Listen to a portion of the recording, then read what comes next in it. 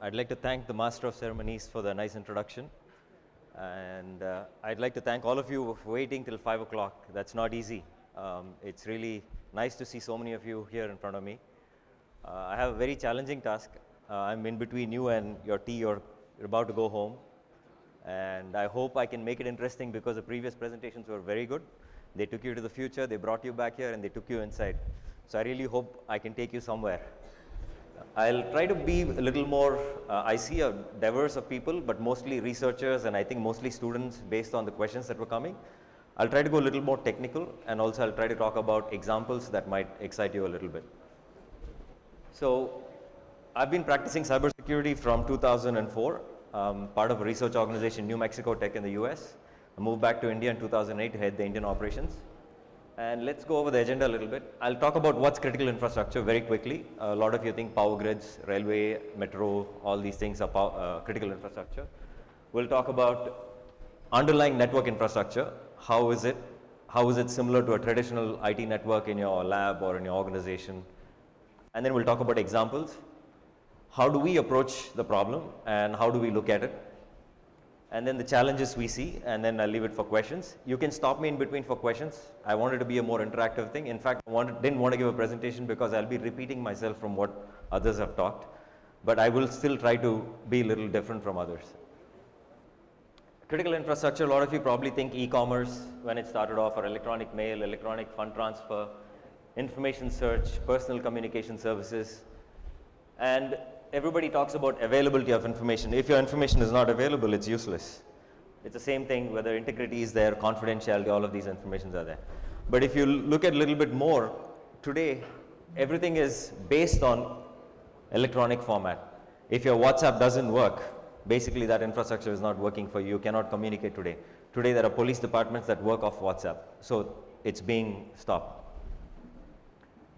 Whatever you see here, satellite communications, you have casinos, you have banks, you have insurance companies.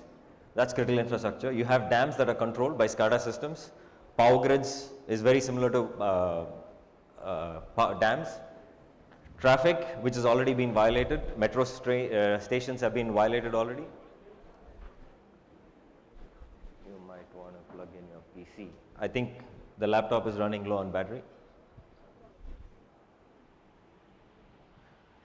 So let me continue. Air traffic control, all these things are critical infrastructure that you can very much visualize. But let's assume that your milk factory is being violated.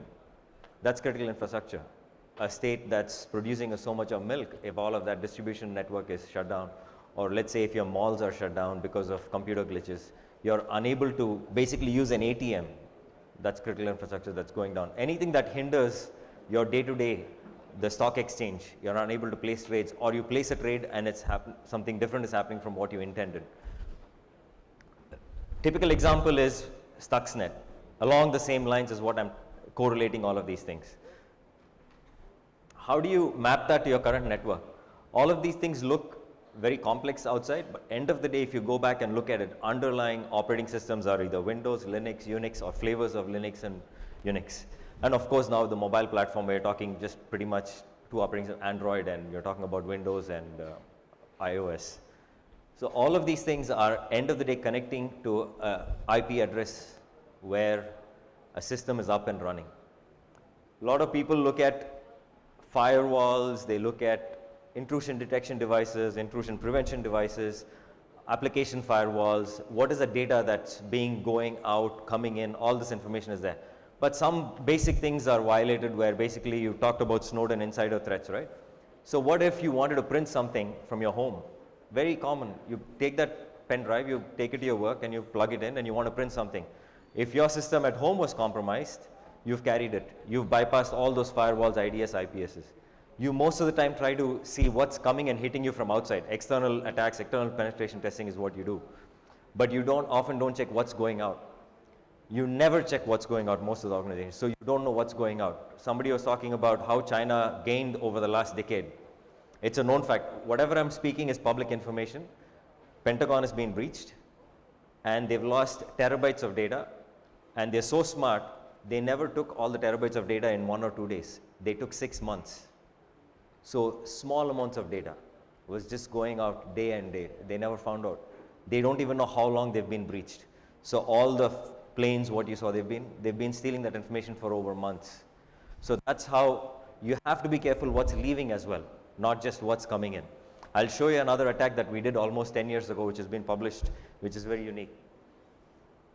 So once you bring a device from outside and you put it in, very quickly your inside systems are compromised, and it might look like an insider attack.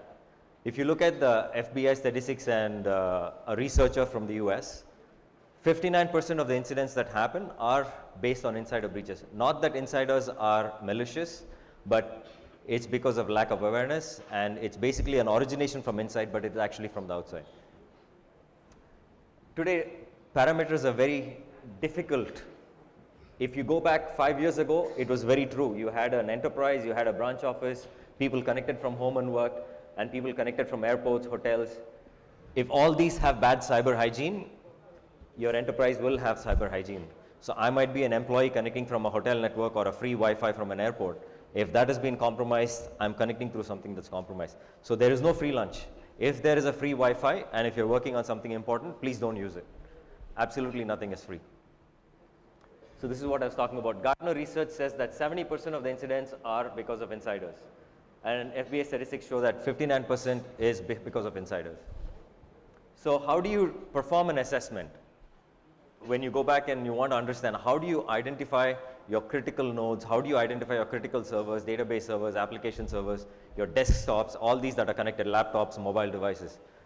This is how typically a security assessment, audit, or penetration test is done. What they do is they run a whole bunch of scanners or testers, and they identify the systems, and then these are the critical nodes. If someone takes out this one grid, this entire network goes down. So they test those and they leave them.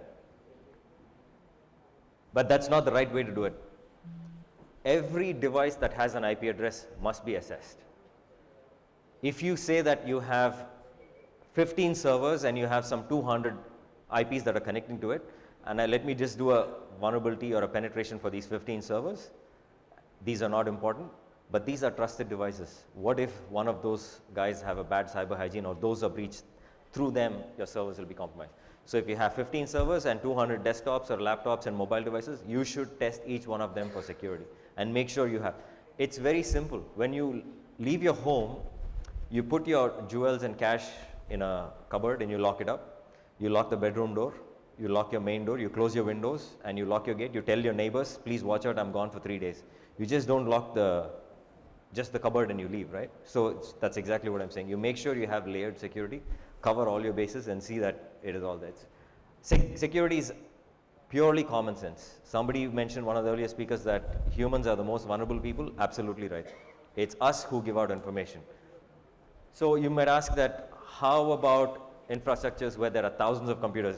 Anna University probably has maybe over 10,000 desktops. You go to an organization that's a research organization, you might probably have 20,000, 40,000 desktops. And you might have at least servers of 400-500 servers. How do you do that? How do you analyze? You have to. Those are the challenges people face today. How do you understand that? Analytics. You get information from all of these devices, you data mine that information, try to understand, and to give you an analogy, if I give you these cartoons that come on Saturdays or Sundays in the newspapers where they have dots that you connect, 1, 2, 3, 4, 5, 6, you connect the whole thing and then you realize it's an elephant or a rabbit or some other animal, right? All of us, when we look at it, we exactly know even before we connect the dots because we're able to comprehend it. But you give that to a 3-year-old or a 4-year-old, until they connect all the dots, they will not understand what that is. That's exactly where we are today. You have all of this data available, you are unable to connect the dots. All these bad guys have all the time in the world to go back and connect those dots, whereas you have very short time to understand what they're doing something. So that's where we are today. We are always going to be behind them, we just have to keep at a very faster pace. Anything that can be connected will be connected. You have no choice. If you have a new application that you're downloading from Google or wherever it is, and you have a feature, you will want to connect it because it makes your life easier and you want to do it. So if you look at those, all the endpoints that you can see of a tablet, a wireless, a SAN, USB, all of these things are connected somewhere or the other. Someone talked about the target breach. I'll talk a little bit more in depth about the target breach, how exactly that has happened. It's common, very common vulnerabilities that are already there in existing systems. There is nothing super about what happened in Target. This is one of the engagements what we did. Hospitals are critical infrastructure. What if your EKG systems go down when you're doing an operation, or when a person is in the ICU, or where is in critical care? And what are running on? All on Windows and Linux systems. So this place, the EKG systems were behaving very, very different, and we were called in. What we did was we tried to understand what these softwares were doing, and then we found something that was unwanted, and then we got an engagement to see patient information. This is how their patient information was saved, and within 24 hours we could touch sensitive data about patient care and their medication, all of that. So it is very important to make sure wherever there's financial information, wherever there's human information, is constantly being checked for security. Obama signed a law about 3.5 years ago in the United States, where if there is any infrastructure from the government side that has information, personal information or financial information, or anything to do with critical infrastructure, has to be assessed for security every 3 days, period, no questions asked. In India, it was 1 year, it's 3 months now. Even United States was 1 year, they made it 6 months, 3 months, and now it's 3 days. So on day 4, your cycle starts again. You find a breach within, or some kind of a violation, you have to fix it. On day 4, your cycle starts again. So that adds on to the complexity again. You assess thousands of nodes, you understand it, you fix it. On day 1 again, you have to scan all these thousands of nodes, understand it, and fix it. It's a big problem.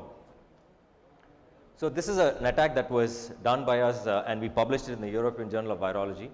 This was done back almost 12 years ago. Back then it was big. So you have these RFID tags where you gain access into offices, right? So we took a malware, chopped it into 6 pieces, and we put it on the 6 pieces on different RFID cards. So we pretended as if we were employees, and we went on and we tried to access the entrance. It didn't give us access, so we just walked away. But this small piece of malware goes in, validates itself, and it does not give me access, but it copied itself. So after 4 people have done that, and when the next person went, he carried the trigger. And when the trigger was gone, it assembled all these 6 pieces, and later on it actually executed something which could take down the database. So this was something very new at that point. Today it's nothing, but that's exactly what we're talking about. People have all the time in the world to do all these things. Privacy versus safety, that's something a lot of people will be talking about, I'm assuming, tomorrow. India was never big into privacy, but people are talking about it now. But even before we realize privacy, it will be gone.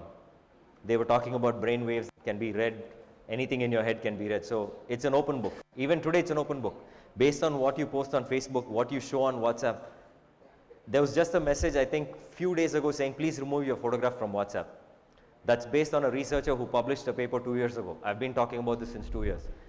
By putting your photograph on WhatsApp, a person could have lost his car, and he could have lost customer information from his corporate email. That's exactly from a simple photograph on WhatsApp. So if you look at it with the Internet of Things, the previous slides you saw, today there are about 3 billion devices that are being connected. By 2018, it's going to be 15 billion devices that are going to be connected across. So that's the amount of data that's going to be transferred. So you're going to see that he had a hip replacement surgery. That's going to have a chip inside his body. He's got about 30 items that he's shopped. All of them have tags, so they know what he's shopped. He has how many euros in his wallet. You've seen WhatsApp videos lately where without even touching the person, you can steal their credit card information, right? All of you must have seen that. This has been happening for already over a year. So facilities are going to be infrastructure. What if a person is in a high-rise tower and your elevators don't work from 40th floor? How are you going to come down? So those are the things what we're talking about when you talk critical infrastructure. Somebody can take that down and they can take advantage of what is happening there. So to talk about Target, what has happened was bad guys, it's called APT for a reason, Advanced Persistent Threat. The key word is persistent. Bad guys are persistent. They will never give up. They will keep trying. Target took 2 weeks. It's not overnight. So what happened there was they wanted to attack Target. So they understood who are all the vendors to target, who are all the workers, companies that do work for Target. They targeted those vendors who did the HVAC servicing, the air conditioning unit servicing. So they understood the patterns of the vendors where all they browsed. That's the homework they've done. And they planted malicious code on those sites. So the vendor service engineers got compromised, their credentials were compromised, and when they went to work at the target site, they connected to target and they did their work, and they come back and they upload their timesheets. They upload their time card saying, I went to this location, I changed this part, and I spent 6 hours, this is my charge. The next location, and they submit a file upload into target saying that this is the work I've done today. As a vendor, I should get paid for this. Vendor was compromised, so whatever he was doing on his laptop with the target application, that information was stolen. So they went in as a legitimate